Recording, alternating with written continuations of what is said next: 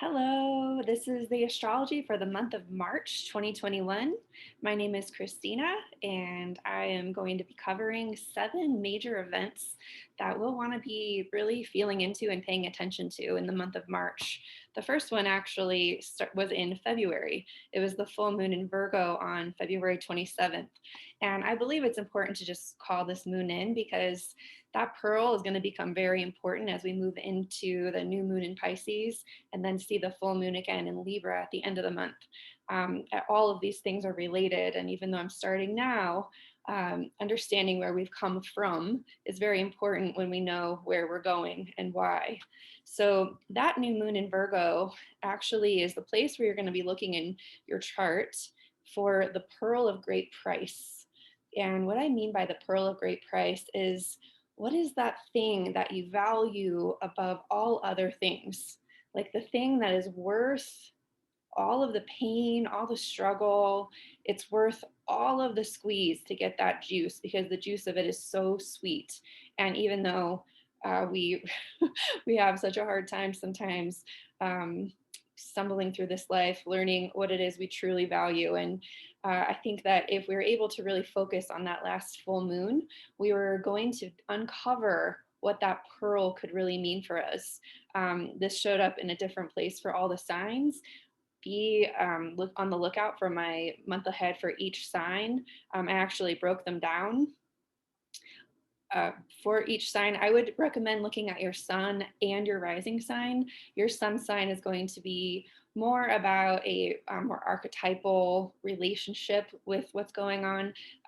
It's basically like it's not impersonal, but it kind of would join the entire group of, like, for instance, if you're looking at the sign of Virgo, it's going to kind of be talking about how the tribe of Virgo is evolving in the month ahead. Whereas your rising sign is going to feel a little bit more specific to you. It's going to be a little bit more aligned with where everything is lining up in your birth chart when you were born. So if you don't know your rising sign, there's lots of free astrology apps on the internet. And essentially you're just going to look at whatever sign is right there on the ascendant, right straddling the line between the 12th and first house. That would be the one that you would look at. So anyways, looking at that pearl of great price, look to the house where you have Virgo to discover where that pearl could be found. And I'll go more deeply into that in the month ahead readings for each sign. The next transit we're going to look at is Mars's actual movement into Gemini. This is exciting in some ways. Mars has been in Taurus since the mid-January, and while Mars was in Taurus, it was really dragging up the soil of our lives. There are, right, especially during winter, that soil is just hardened and frozen, and we could have calloused over, over the course of 2020. It's possible that we could have really created a lot of strong boundaries, created a lot of like hard shells to our desires, our emotions. We could have put on some armor. And with Mars moving through Taurus, that was like that ox pulling that mechanism through the soil to break up rough, um, that rough crystallized energy that we really need to loosen up and make more pliable to plant these seeds into. And so that was really a time of preparation. And now with Gemini, Mars is asking us to choose what we want to plant now. So we don't want to plant things that would cause us to have to protect ourselves even more. We don't want to plant things that would cause us to, withdraw or feel bored or stagnant. We really want to acknowledge what it is we prefer and what we would like to see more of, and what we need to do to receive more of those things, or how we need to be, or which ways we need to live.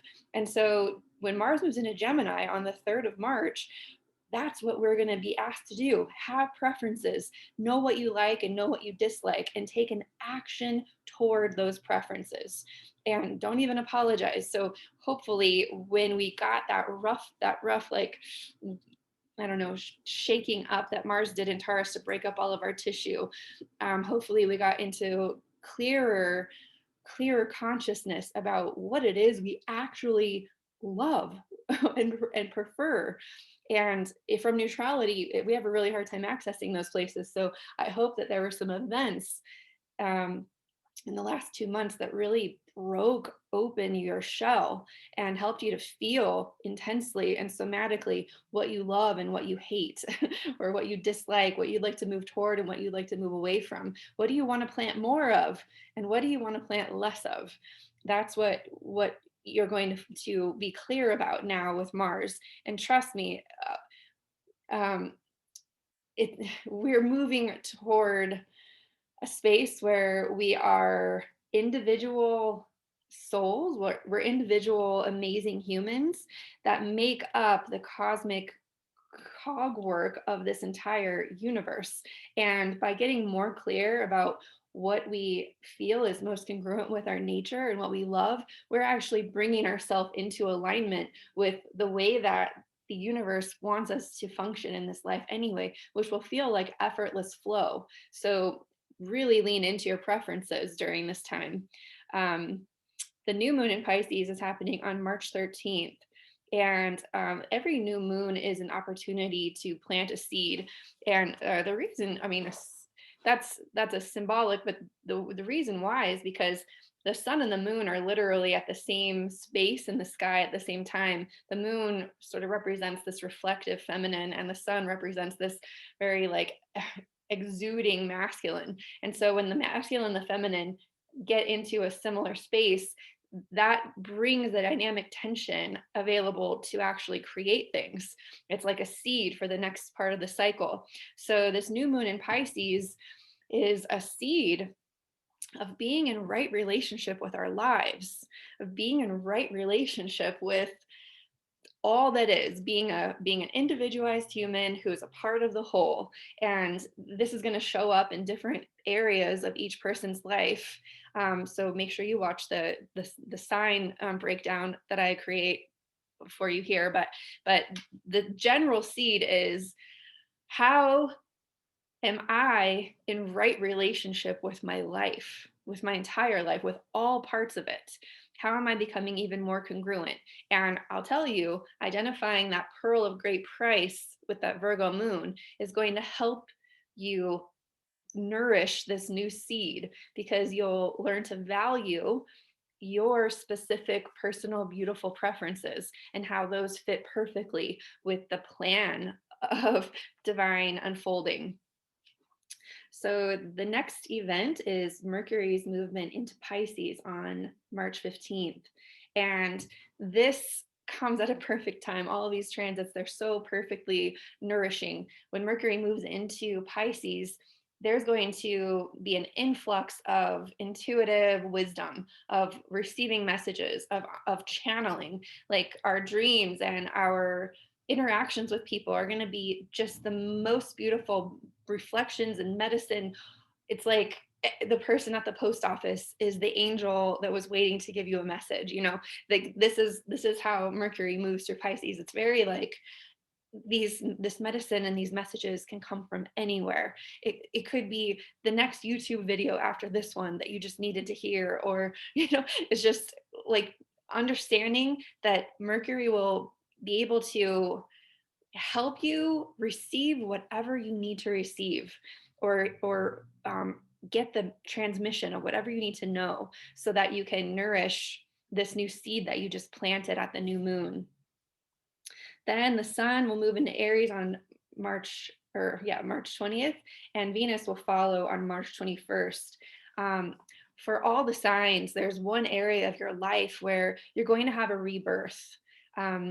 This rebirth is going to feel like, okay, with all the wisdom that I've accumulated over the last year, pretty much this coincides with the entire year that we've been in lockdown. So this new version of us that's emerging, no matter where it's showing up in your chart, this version of us is so much wiser, is so much more deliberate, is so much more present and grounded, based based on the fact that over the last year, we've really done that work. We've really become present to what we are avoiding and what we are needing to feel and what we need to become more present to. What's our hell yes? What's our hell no? We've really sifted through all of this in the last year. So this is a time for great rebirth, not only for this area of your life. I mean, this area of your life is going to be affecting all the areas of your life.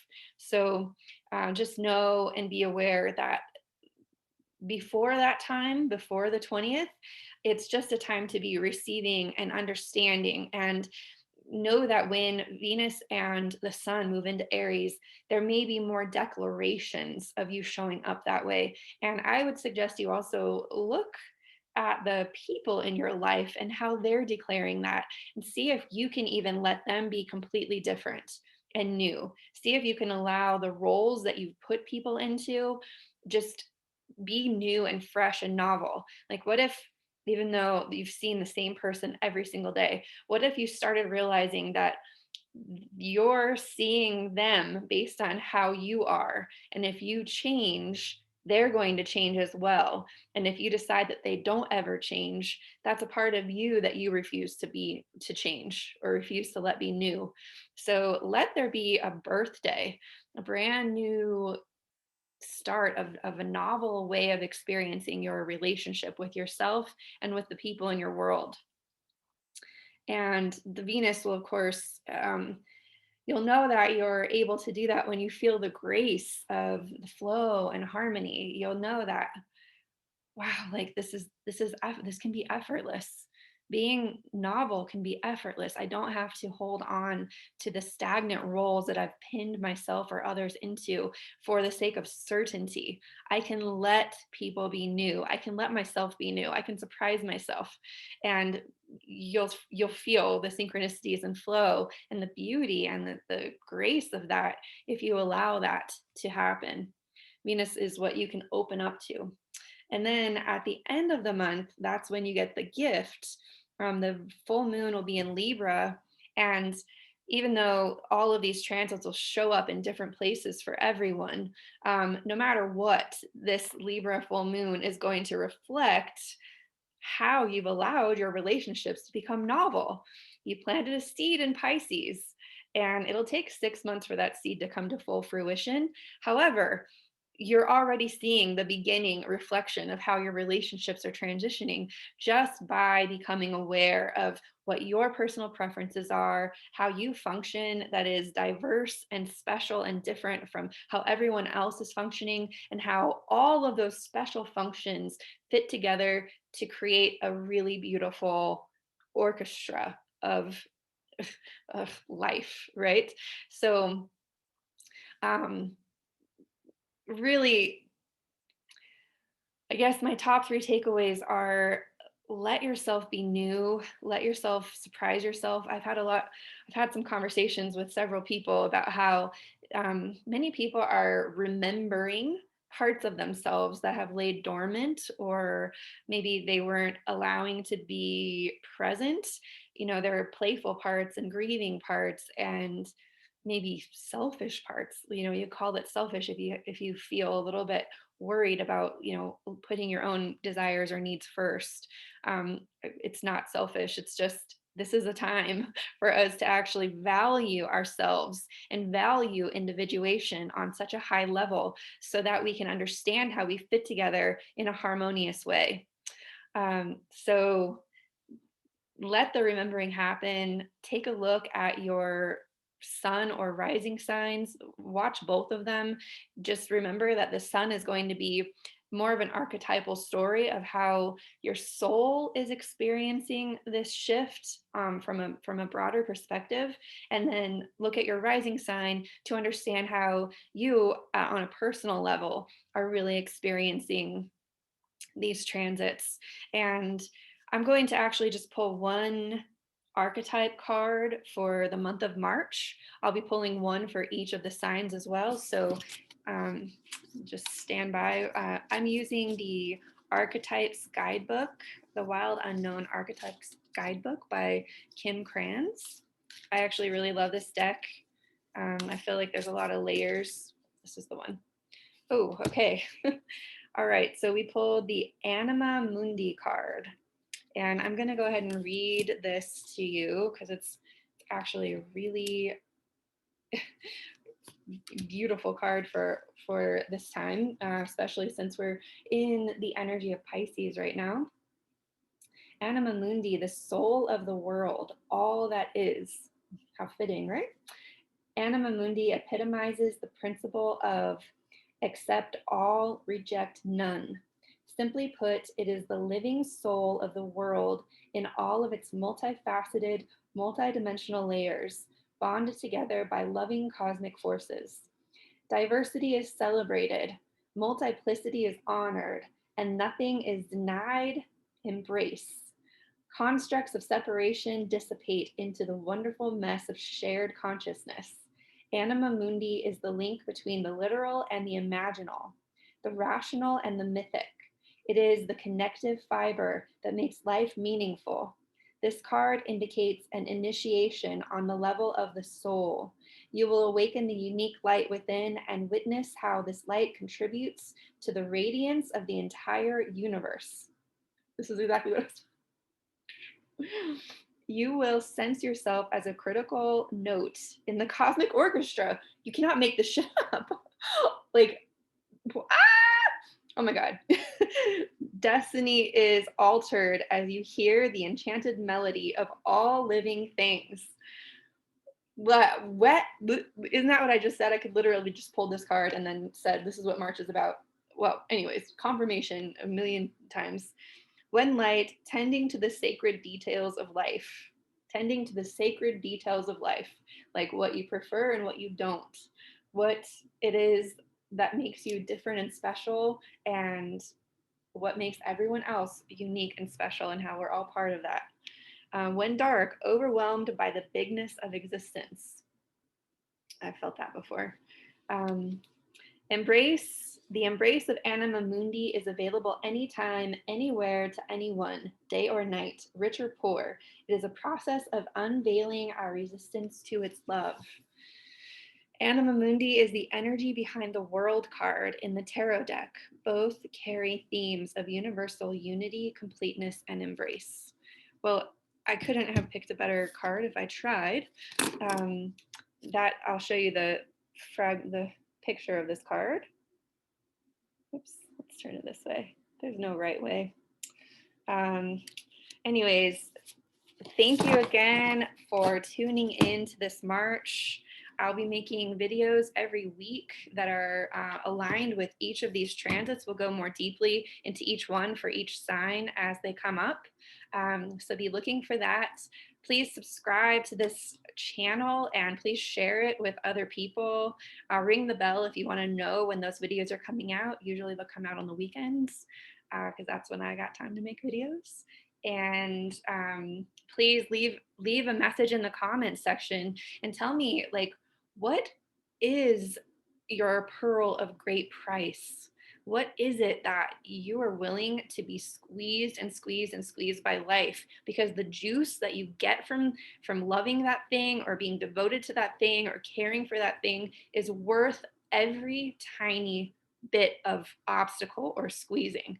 Please share that with me. I feel that right now more than ever we are called to care even more deeply, to really allow ourselves to feel the pain of caring, feel the heartbreak of caring. Just feel it, because that energy of feeling is the exact energy that is required to actually claim more for our lives, to plant seeds for something different, to create that change or be that change that we want to experience. So please let yourself feel, let yourself receive, let yourself plant those seeds. Be a creator, be a conscious, active participant in feeling your life. Thank you so much and have a beautiful March.